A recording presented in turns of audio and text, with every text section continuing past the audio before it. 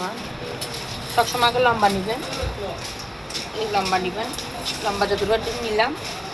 আর এখানে 21 নেবেন ফাড়া, এখানে নেবেন 16, তারপরে 4.5 দড়ি, 8 হলো 16, 8 নেবেন, এখানে নেবেন 8।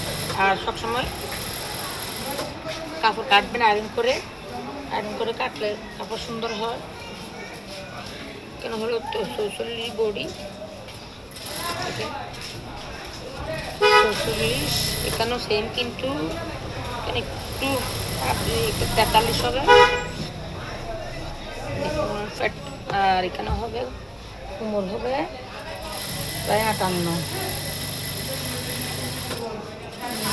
50, দেখেন 50। কোমরটা একটু বাড়তে জন্য দেখেন। সবাই দোয়া করবেন, পাশে থাকবেন।